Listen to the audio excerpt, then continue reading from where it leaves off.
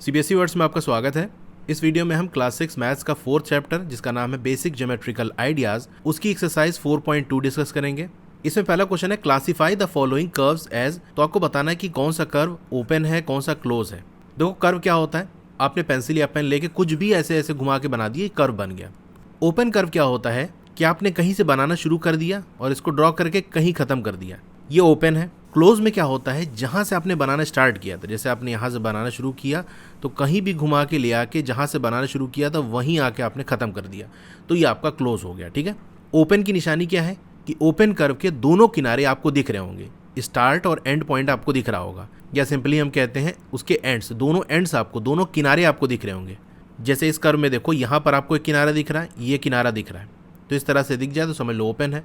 और ना दिखे आपको, जैसे यहाँ पर है, कहाँ से बनाना शुरू किया कहाँ खत्म हुआ नहीं समझ में आ रहा, तो क्लोज है। ठीक है। अब आई थिंक आप बहुत आसानी से बता दोगे कौन सा ओपन है कौन सा क्लोज है। ए वाले में देखो, एक किनारा इसका ये, एक किनारा ये, तो ओपन हो गया। बी वाला देखो, कहाँ से शुरू कहाँ से खत्म नहीं समझ में आ रहा, ये पूरा बना हुआ है इस तरह से, तो ये क्लोज हो गया। सी वाले में ये किनारा ओपन हो गया। डी वाला देखो, ये पूरी फिगर है, कहाँ शुरू किया कहाँ खत्म किया, कोई किनारे इसके नहीं दिख रहे। इस तरह ई वाले में भी किनारे नहीं दिख रहे, तो डी ई भी आपका क्लोज हो गया। तो ओपन में ए एंड सी और क्लोज में बी डी एंड ई, ये हो गया फर्स्ट का answer.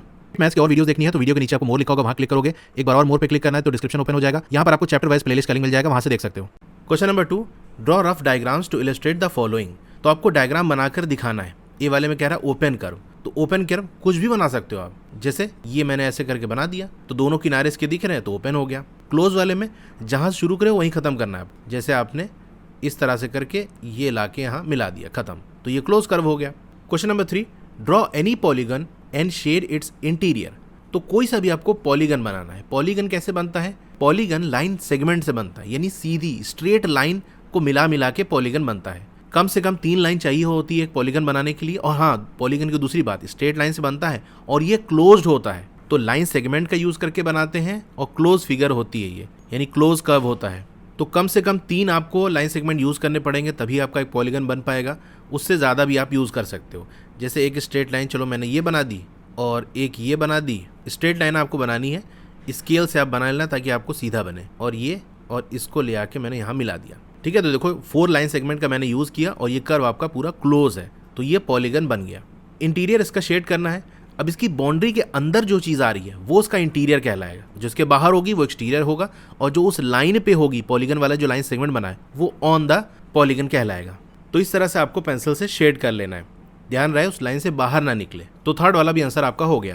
Question number 4, consider the given figure and answer the following question. तो यहाँ आपको एक फिगर दी है, इसको ध्यान में रखते हुए आपसे जो क्वेश्चन पूछा जा रहा है वो आपको बताओ। ए, इज इट अ कर्व। क्या ये कर्व है, तो कर्व मैंने बता दिया, कैसे भी आप पेंसिल घुमा के कुछ बना दो कर्व बन जाएगा, चाहे ऐसे गोल गोल घुमा के बना दो, चाहे स्ट्रेट लाइन का ऐसे यूज़ करके बना लो, ये कर्व ही कहलाएगा। तो कर्व तो है जो कि लाइन सेगमेंट का यूज़ करके बनाया गया है, तो इसमें लिखोगे आप यस। बी में कह रहा है इज इट क्लोज्ड। क्या ये क्लोज्ड है, तो देख लो इसकी कोई आपको स्टार्ट और एंड दिख रहा है, दोनों किनारे इसके दिख रहे हैं, पूरी तरह से ये बंद है, तो इज इट क्लोज्ड, यस, हाँ ये क्लोज्ड है। Question number 5, illustrate if possible each of the following with a rough diagram. तो आपको ड्रॉ करके डायग्राम बनाकर यानी दिखाना है कि ये चीज़ जो लिखा हुआ है वो कैसे दिखता है, इसी को कहते हैं इलस्ट्रेट करना। जैसे मैंने आपसे कह दिया एप्पल को इलस्ट्रेट करो, तो एप्पल आपको ड्रॉ करके दिखाना है। तो कह रहा अगर मुमकिन है, जो चीज़ें आपको ABC में लिखी हैं अगर ये मुमकिन है उसको ड्रॉ करना, तो आपको ड्रॉ करना है with a rough diagram. Rough diagram, इसको अक्सर लोग क्या करते हैं ना, सोचते हैं रफ डायग्राम का मतलब ऐसे कैसे भी पेंसिल करके बना दो। देखो रफ डायग्राम का मतलब होता है आपको नाप के नहीं बनाना, यानी स्केल से इतना नापना नहीं कि हाँ 3 सेंटीमीटर की लाइन ये बनाया है, 2 सेंटीमीटर की लाइन ये बनाया है, और इस तरह से आपने 6 सेंटीमीटर की लाइन बनाई, इस तरह से आपको स्केल से नापना नहीं है। लेकिन रफ डायग्राम आप स्केल से बना सकते हो, और बेस्ट यही कि स्केल से ही बनाओ, वरना अगर आपको बिना स्केल से बनाओगे तो लाइन स्ट्रेट नहीं बन पाती, कुछ ऐसे ऐसे बहुत से लोग बना देते हैं। तो रफ डायग्राम जो आपसे कहा जाए ना, तो स्केल से ही बनाना, लेकिन नापना नहीं उसको, क्या इतना इतना नाप के आपको बनाना है, ऐसे ही आप यानी सीधी लाइन आपकी खींचनी चाहिए। तो ए वाले में कह रहा है a close curve that is not a polygon. Close curve होना चाहिए लेकिन वो पॉलीगन नहीं होना चाहिए। अब पॉलीगन क्या होता है, अभी मैंने आपको बताया था कि वो लाइन सेगमेंट का यूज़ करके बनता है, यानी वहाँ आपको सीधी लाइन आपको दिखेगी। तो अगर आपको पॉलीगन नहीं बनाना तो कम से कम कोई एक लाइन स्ट्रेट ना बनाओ, कोई एक कर्व ऐसे घुमा के कुछ बना दो, ठीक है, ऐसे ऐसे कुछ बना दो, स्ट्रेट ना बनाओ। तो सारा ही ऐसा कर सकते हो, या कम से कम कोई एक लाइन कर्व आप बना दो, घुमावदार आप बना दो, स्ट्रेट ना बनाओ। ठीक है, तो चलिए मैं आपको बना कर दिखाता हूँ।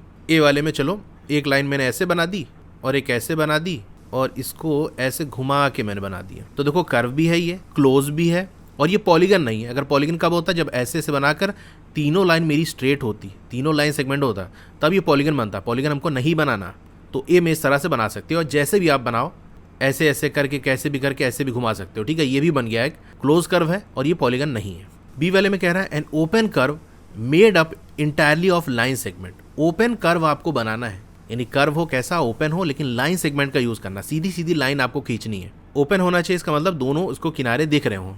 तो चलो ऐसे बना देते हैं, ऐसे और ऐसे बना देते हैं, जेड बना दिया हमने, कुछ भी आप बना सकते हो। तो ये ओपन है, इसके दोनों किनारे हमको दिख रहे हैं और स्ट्रेट लाइन का हमने यूज किया है। जेड की नीचे वाली थोड़ी लहरा के बन गई, स्केल से बनाओगे तो सीधी बनेगी। सी वाले में कह रहा है अ पॉलीगन विद 2 साइड्स। तो मैंने आपको बताया था पॉलीगन कम से कम 3 साइड की जरूरत पड़ेगी। बिना 3 स्ट्रेट लाइन, बिना 3 लाइन सेगमेंट के आपका पॉलीगन नहीं बन पाएगा। चलो बना के देखने की कोशिश करते हैं, क्या पता बन जाए।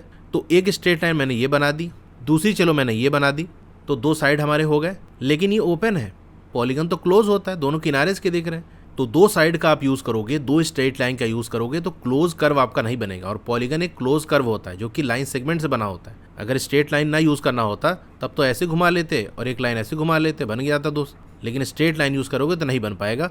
आपको अगर पॉलीगन बनाना है तो इसको यहाँ से जोड़ना पड़ेगा और जब जोड़ दोगे तो 3 साइड हो जाएगी, एक ये, दूसरा ये और तीसरा ये। आपको 2 ही साइड बनाना है, तो इसका आंसर क्या होगा, नॉट पॉसिबल, मुमकिन नहीं है, बना ही नहीं सकते।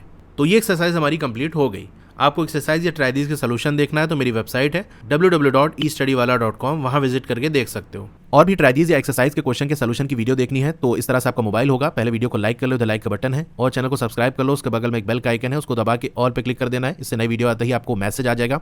वीडियो के नीचे देखोगे राइट साइड कॉर्नर में एक डाउन एरो का सिंबल बना होगा, वहां आपको क्लिक करना है। स्क्रॉल डाउन करोगे तो यहाँ देख सकते हो class 6 maths chapter wise playlist. तो यहाँ पर चैप्टर वाइज प्लेलिस्ट है, जिस चैप्टर की वीडियो देखनी है उसके सामने वाले ब्लू कलर पे लिंक करोगे तो वो प्लेलिस्ट ओपन हो जाएगी। Okay, thank you.